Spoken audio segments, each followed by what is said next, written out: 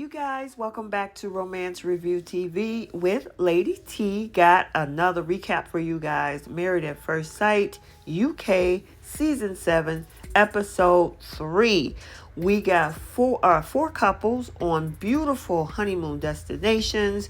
We got 3 rocky situations and one absolutely awesome couple that look like they can go the long haul in their marriage. And we're going to talk about all the craziness that happened in this particular episode. But before we do, take a second to make sure that you're subscribed to the channel to receive all updates. And please don't forget to like and share. So our first couple we're going to start with is Thomas and Adrian. Now, they have had their ups and downs even at the wedding so far. Well, this honeymoon is no exception. Now, they had their honeymoon destination in Mexico, and it started off pretty rocky because of the fact that Adrian tends to think that Thomas is a little bit too performative when it comes to how he interacts. And he always talk, where he feels that as big as his personality is, Adrian felt like he had to shrink himself. And this whole thing escalated so much so that they got to the point that they got into this whole big old argument. He, meaning Thomas, was saying how he acts like a block of wood versus his big personality, and that he needs to talk more, and I shouldn't have to carry the conversation, and I'm bored with you. And I'm like, okay, but you have been taking up the conversation a little bit, Thomas, because as soon as he wants to talk, you kind of take the conversation over.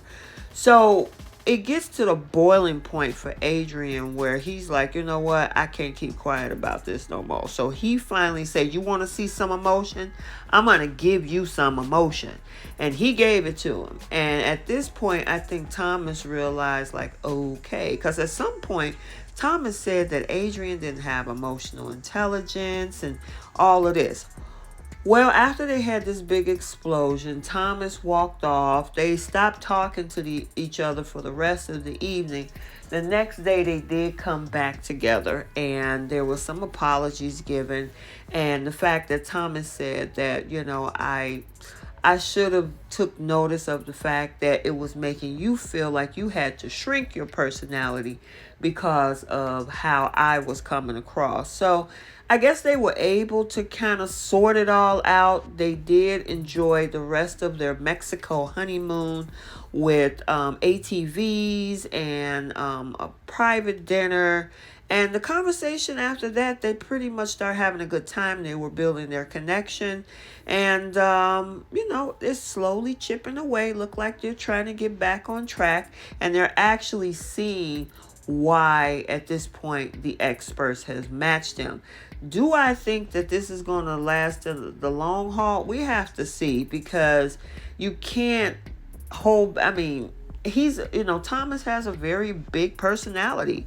And so unless he allows and makes some adjustments and some compromises along the way, if that comes back out, Adrian is probably going to go right back into his little shell. So that's something that he needs to be mindful for. And at the same time, Adrian has to set boundaries with Thomas as well, saying, hey, come on now, you're doing a little bit too much. You know, I'm here. I want to talk. I want to have some conversation so they can have enough space to be comfortable to be able to communicate with each other. So we'll have to wait and see how they turn out as the episodes continue. So let's talk about George and April. Now, they had their honeymoon in the Bahamas. And I got to give a shout out to Married at First Sight UK, because the US version, everybody go to the same spot. With this particular crew, they're all over the world. So we already had Mexico, we got the Bahamas, and then we got Mauritius and South Africa. Hey, I got to give you props to that. Anywho, back to George and April. Now, these two started out great. She had a little bit of reservation at the reception because of the 4 kids, but it seemed like she had gotten over that. They got to the honeymoon.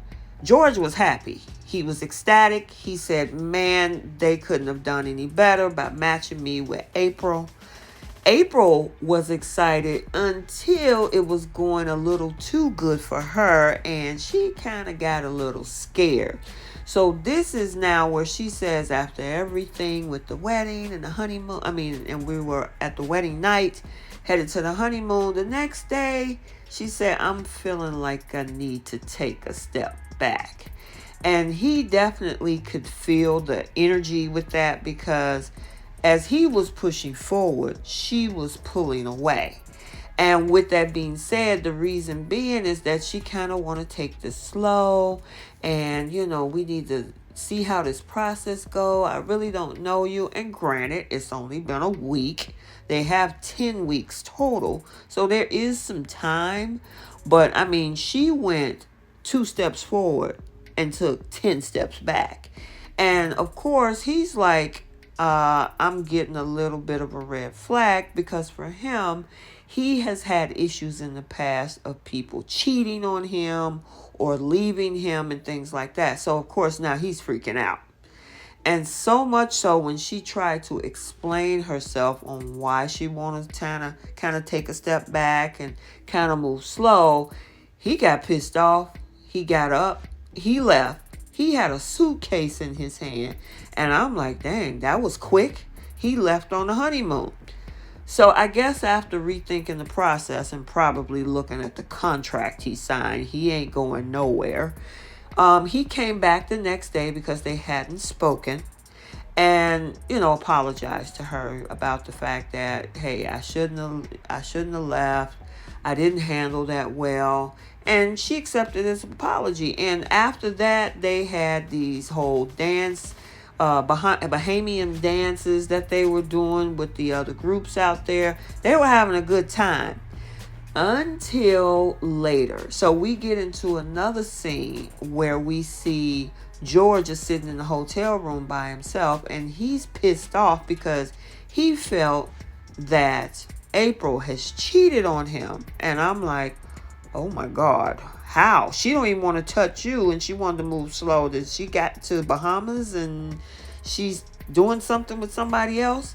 So she shows up at the door to let him know, hey, I come with a peace offering. I got a bottle of wine. Let's have a conversation. So he's looking like, because she was like, so how you doing? And he's like, well, wait a minute. You coming in here acting all cozy and everything, but you cheated on me.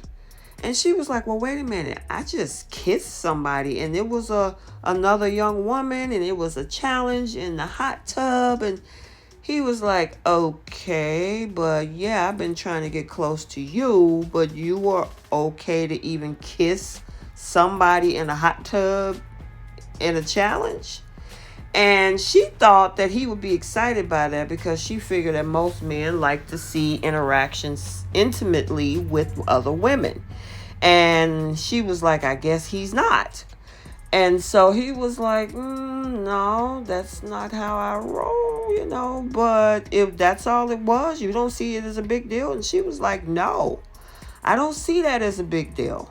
And so she was like, no, I'm here. I want to continue the process. We're still going to go slow. But yeah, that wasn't nothing to me. I'm telling you, it was nothing. So he kind of calmed down after that. And I don't know. I don't, even in a challenge, I could see if this was Love Island USA, they give them or Love Island period, UK, USA, Australia, where you get to kiss people and challenges and cake and messy things. This wasn't even part of the Married at First Sight game plan. So she chose to kiss somebody else down there. We have no idea who it was, but obviously it set her husband off. So I don't know. He seemed like he's calmed down from this, but if it's not a red flag, I'll at least give it a yellow one, because yeah, she didn't even want to be that close with him, but she was interested in, kissing somebody else. So we'll have to see what happened with these two. This hot and cold, which she claimed that she's not, I don't know. But let's talk about our next couple. Okay, next up, let's talk about Whitney and Dukka. And this is a travesty of a match. I mean, I don't know how many times I can say that. But as much as Dukka is trying his ultimate best to be compromising, to take it on the chin, and to be nice to her and to be optimistic, Whitney is throwing shots. She's being rude. She's being disrespectful. And she's trying to push his buttons to get him to react. So she obviously is not used to nice people. And it doesn't seem like, from what we see, that she's a nice person herself.